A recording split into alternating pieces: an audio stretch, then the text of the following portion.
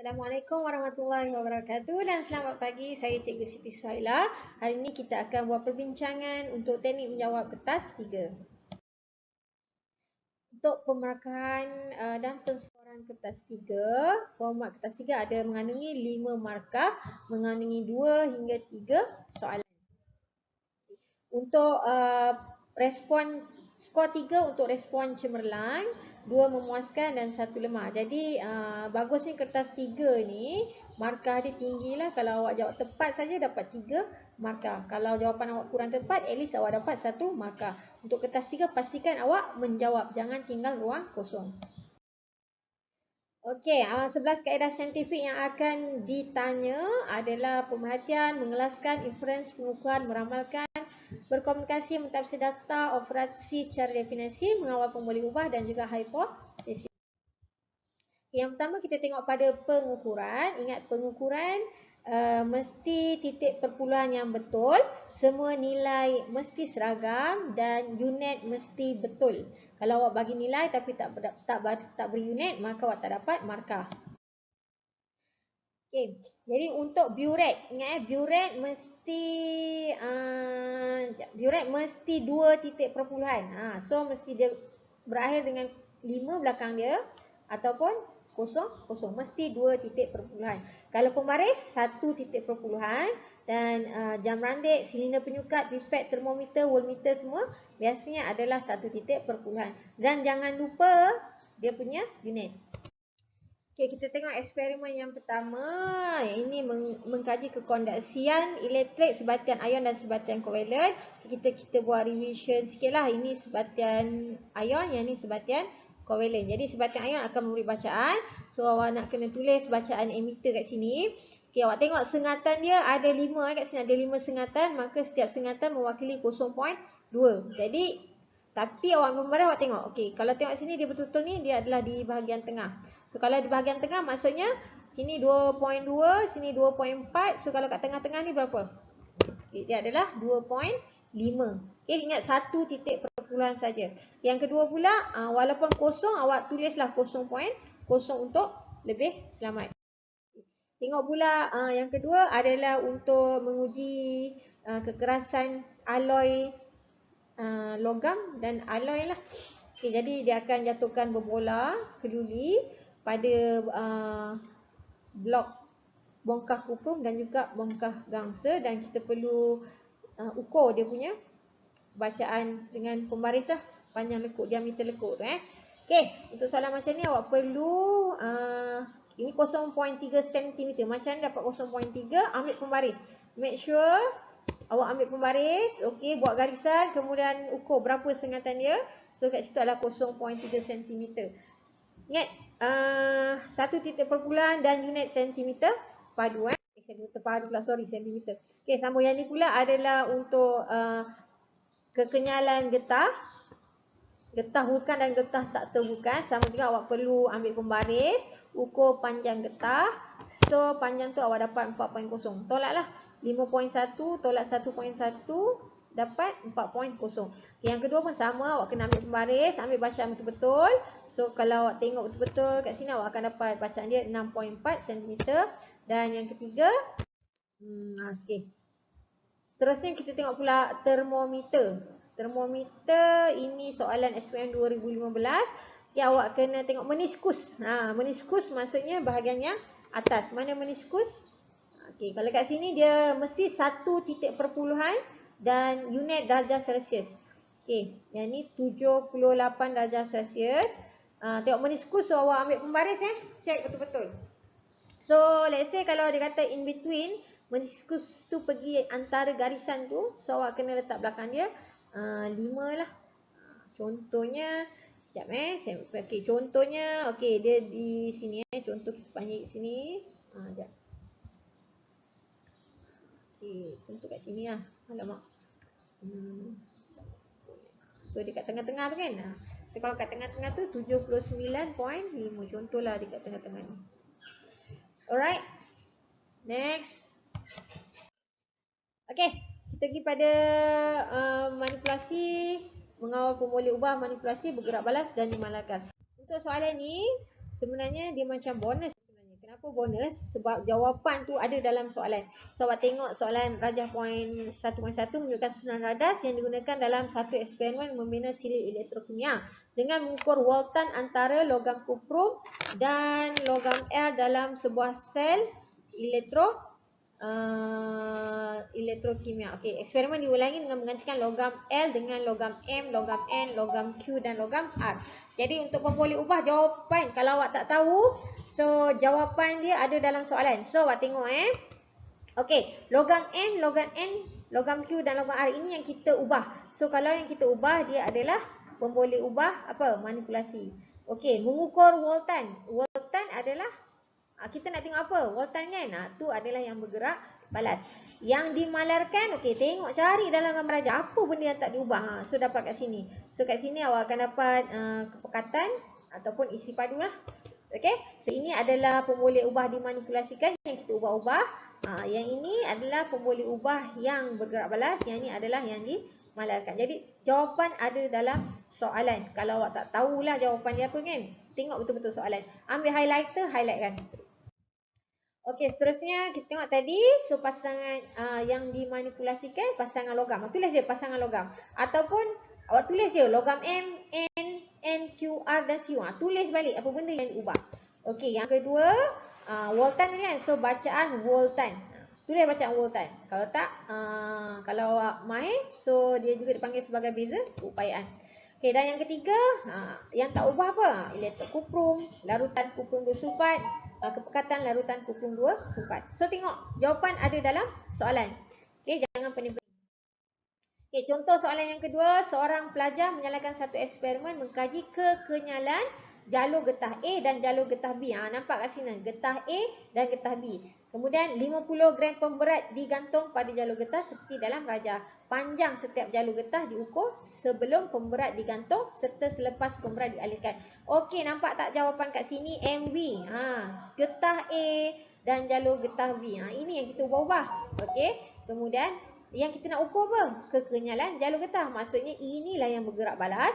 Dan kemudian 50 gram pemberat. Ini adalah yang fix, yang dimalarkan. Okey. So MV, ni adalah manipulative variable, pemboleh ubah yang dimanipulasi, pemboleh ubah yang bergerak balas, dan ini adalah pemboleh ubah yang dimalarkan. Okey, so kita terus kepada hipotesis. Hipotesis ni mesti hubungan antara yang dimanipulasikan dan bergerak balas. Okey, tadi awak dah nak jumpa jawapan dalam soalan. Okey, jadi hipotesis pun jawapan dia ada dalam soalan. Okay, boleh ada 3 jenis hubungan antara MV RV. Kita boleh guna ayat semakin tinggi semakin rendah bertambah berkurang MV, semakin tinggi rendah bertambah berkurang RV. Okey, yang kedua ataupun kita buat ayat apabila MV maka RV.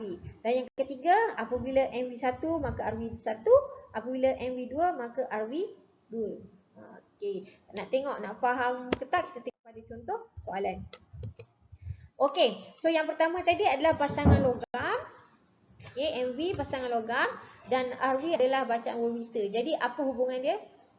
Apa beza pasangan logam tu? Okey, jadi contoh dia pasangan logam berbeza, bacaan voltan berbeza. Senang. Ambil ayat. Pasangan voltan berbeza, bacaan voltan berbeza.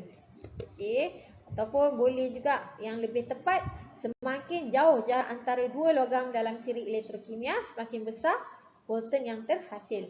So ada hubungan kat sini Maksudnya kalau awak jawab tepat ni, semakin jauh jarak antara dua logam dalam siri elektrokimia, semakin besar voltan yang terhasil, awak dapat 3 markah.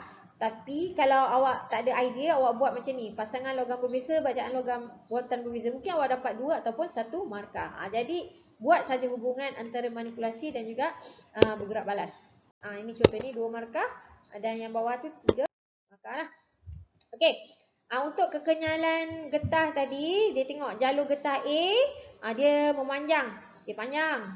Okey, jalur getah B pula, dia panjang sikit saja. Okey, yang ni maksudnya, yang ni sebelum. Okey, selepas dia jadi panjang. Okey, untuk jalur getah B, panjang dia macam ni, tapi selepas panjang dia sama. Okey, jadi hubungan dia kenyal dengan jalur getah kan. So, buat jalur getah B lebih kenyal berbanding jalur getah A. Jalur getah B lebih kenyal berbanding jalur getah A. Kenapa lebih kenyal? Sebab dia kembali kepada asal. Yang ni tak kembali kepada asal. Okay, kalau idea yang lebih bernas, kita tahulah yang A tu getah tak terhulkan, yang B tu getah terhulkan. So buat getah terhulkan lebih kenyal daripada getah tak terhulkan. Seterusnya, okay, ini kertas 3 2014, hubungan. Nak tengok hipotesis apa hubungannya. Okay, ini apa maksudnya ni? Ada bacaan maksudnya arus elektrik kan. Yang ni tak ada bacaan, tak ada arus elektrik. Okay, kita tengok. So tadi yang dimanipulasikan adalah larutan aluminium nitrat dengan glukosa. Yang bergerak balas adalah bacaan emitter ni.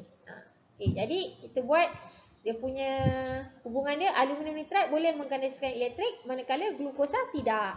Dapat markah. Okey. Senang kan? Ini samalah. Okey. Seterusnya, pemerhatian.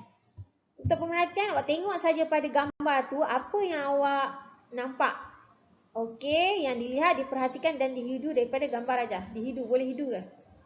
Okay, kita tengoklah contoh soalan ada tak Anda mesti nyatakan warna, keadaan asal, warna kepada keadaan akhir. Mesti sebut dia punya perubahan Okey, seterusnya. Okey, contoh kertas limus lembap bertukar dari biru ke merah. Okay, kalium manganat 7 berasid bertukar dari ungu kepada tidak berwarna. Kemudian ada pemanjangan selepas pemberat dialihkan. Itu contoh pemerhatian yang kita nampak daripada okey, antara kesalahan yang selalu dilakukan, jadi tolong elakkan kesalahan ni. Yang pertama, bila dia kata larutan jernih, salah. Kena kepada larutan tidak berwarna. Okey, tiada tindak balas. Kita tahu dia ada tindak balas ke tak, tapi kita tahu dia tiada perubahan. Ni yang betul Okay, gas hidrogen dibebaskan. Ini bukan pemerhatian. Sebab awak nampak hidrogen tu, awak tak nampak H2. Yang awak nampak cuma bubble of gas, gelembung gas. Jadi gas tidak berwarna dibebaskan. Okey, pergerakan yang ditunjukkan oleh emitter, awak tak nampak pun jarum tu bergerak. Tapi result yang awak nampak adalah jarum emitter tu dah terpesong. So ini yang betul. Okey, kemudian ni warna ungu hilang atau larutan berwarna ungu dilunturkan. Okey, tak boleh. Awak kena guna ayat larutan ungu dinyah warna. Kemudian kertas limus merah berubah kertas limus biru. Ni salah. Okey, dia bukan kertas limus berubah tapi adalah warna kertas limus merah lembap berubah ke biru. Ni kurang ni, sorry. Tambahkan warna kertas limus merah lembap berubah ke biru. Okey, seterusnya. Inference membuat kesimpulan awal berdasarkan pemerhatian. So awak nampak benda tu, apa teori yang awak tahu? Apa kesimpulan yang awak tahu? Okey, tahu kan inference? Langit nampak mendung. Maksudnya hari nak hujan. Okey. Jadi kita tengok contoh soalan.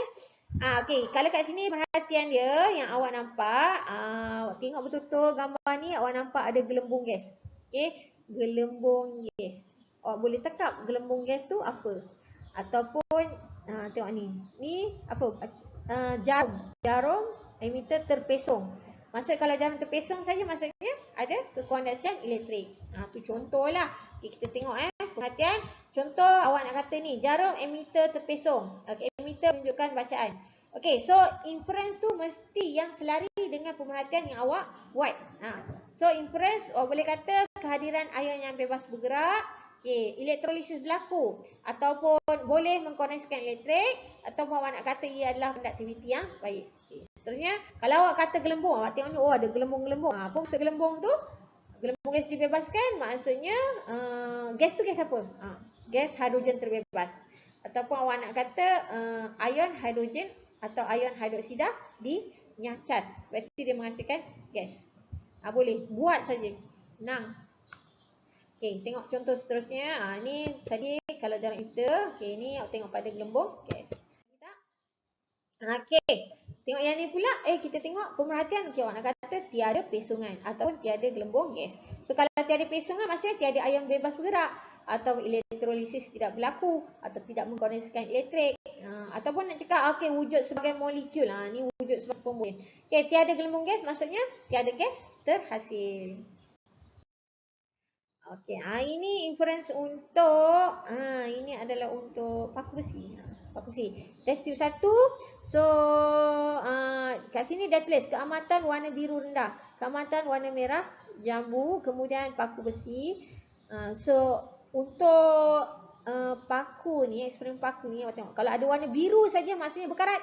Senang. Pemerhatian warna biru maksudnya berkarat. Tambah lagi, berkarat kenapa? Ada ion ferrum 2. Contoh macam ni. Okey, kepekatan ion ferrum 2 rendah. Ferrum okey, tapi dia ni nak kes buat perbandingan. So dia kata ferrum kurang berkarat, terkakis atau teroksida. Tengok kedua, okey ni tak tunjuk gambar lah. Kat sini dia tak tunjuk. Tiada tumpuk biru, so dia cakap ferrum tidak berkarat. Okey, nak cerita yang ni cerita level tinggi sikit lah. Magnesium lebih elektropositif daripada ferrum. Okey, keamatan tumpuk biru yang tinggi, maksudnya ferrum lebih berkarat. Ataupun kepekatan ion ferrum 2 tinggi. Okey, kalau keamatan tumpuk biru rendah maksudnya berkarat sedikit lah, kurang berkarat. Definisi secara operasi. Definisi secara operasi, apa yang awak buat dan apa yang awak lihat. Maksudnya awak buat tu dia dah terangkan dalam soalan, apa benda yang dibuat. Kemudian yang dilihat tu dah ditulis dilukis dalam pemerhatian. Awak nampak dalam gambar.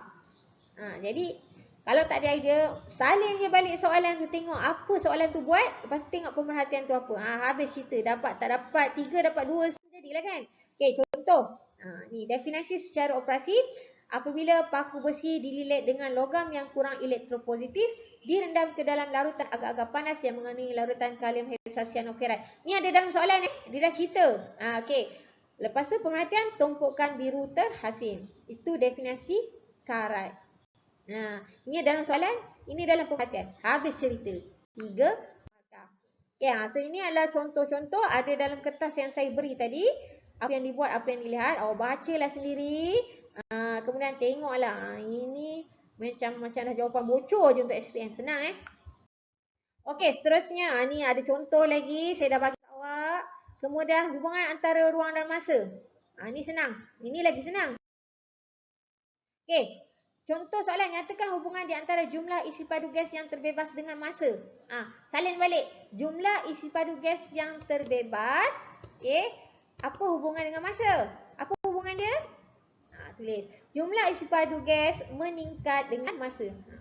Senang kan? Jumlah isi padu gas meningkat dengan masa. Jangan cakap berkadar teruslah, berkadar langsunglah. Kau nak fikir pelik-pelik, tak payah. Tengok aja hubungan gas tu dengan masa. Meningkat ke berkurang? Okey. Next. Tengok ni gambar ni. Ini gambar berbola keluli. Okey, bulan 1 sikit, bulan 2 banyak, bulan 3 lagi banyak. Okey, kalau dia tanya apa hubungan bilangan karat dengan masa, takkan tak boleh jawab. Kuantiti karat yang terbentuk dengan masa, takkan tak boleh jawab. Senang je, sambung. Kuantiti karat yang terbentuk bertambah dengan masa. Kacang. Okey, next. Ini mencabar sikit lah. Okey, dia dah bagi data. Okey, ni kena tengok data sikit. Kita tengok masa, ini adalah jumlah isi padu gas terkumpul. Okey, jumlah isi padu gas dia akan bertambah. Sampai hujung ni dia sama, tak berubah 45. Ini semua bertambah. Tapi boleh kan, dah ada idea kan? Hubungan isi padu gas yang terkumpul dengan masa. Dalam set 1, okey. Jumlah isi padu gas terkumpul bertambah dengan masa dan mala dalam masa 180 saat. Tambah je, bertambah dengan masa. Okey, yang ni. Ini apa lagi hubungan ni? Soalan. Nyatakan hubungan gelembung gas yang terhasil dengan masa. Agak-agak apa? Bertambah ke berkurang agak-agak gelembung gas ni? Bertambah. Gelembung gas yang terhasil bertambah dengan masa. 3 markah. Aduhai. Okey, ni karat. Pemerhatian selepas 1 hari, pemerhatian selepas 2 hari. Okey, boleh jawab. Hubungan antara masa yang diambil dan kuantiti karat yang terbentuk dengan kapas basah ni. Okey, jawapan. Okey, ni hubungan antara masa dengan kuantiti karat. Semakin lama masa diambil, semakin banyak karat terbentuk. Okey, boleh?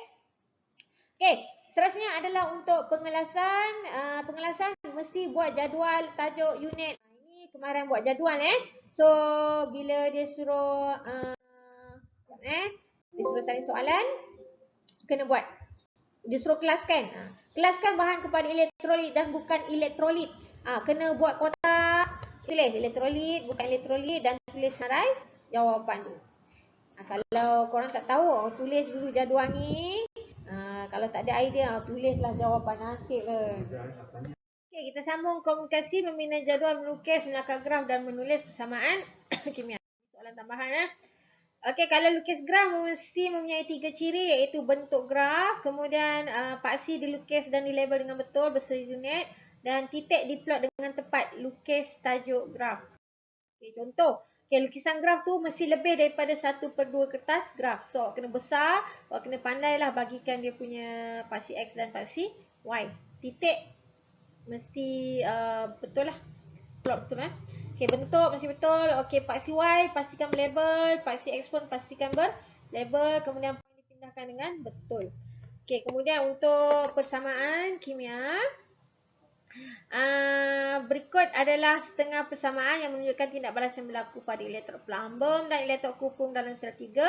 Seimbangkan persamaan dengan menulis bilangan elektron dalam petak yang disediakan. Tulis persamaan ion. Okey, so persamaan ion awak tambahkan elektron ini Pb2+, so mesti jadi 2 jugalah.